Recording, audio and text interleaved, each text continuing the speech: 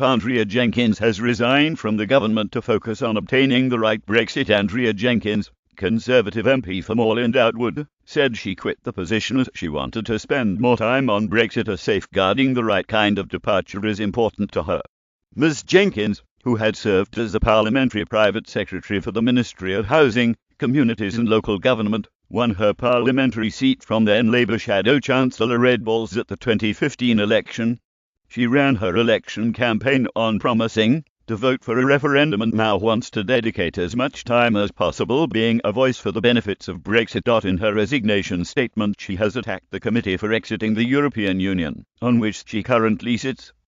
It has become clear that some of my colleagues are committed to upsetting the democratic decision of the British people. Andrea Jenkins, MP for Moreland Outwood, she said the committee is unbalanced in favour of remaining in the EU, and that some members are committed to upsetting the democratic decision of the British people. Ms Jenkins was critical that only a third of the members of the Brexit committee voted leave and claims this unbalance has seen the committee creating reports in favour of remaining in the EU.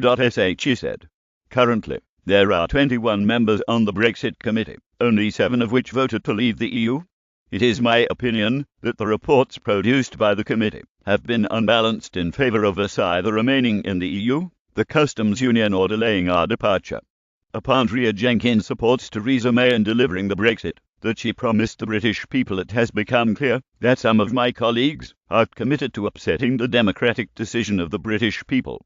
Milliseconds Jenkins said that, after giving the British public a say on our relationship with the EU, MPs should now deliver on the result and bring about Brexit, and not upset the process. She said, "I owe my constituents and the 17.4 million people who decided to leave the EU that their voices are heard in committee and in Parliament."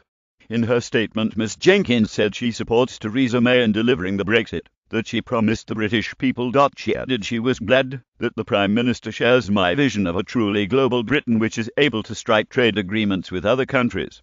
Mrs May is under pressure to abandon the customs partnership plan, which it is reported she supports, in favour of the Max-Fac model, which would use technology to ensure that goods can be traded freely across borders.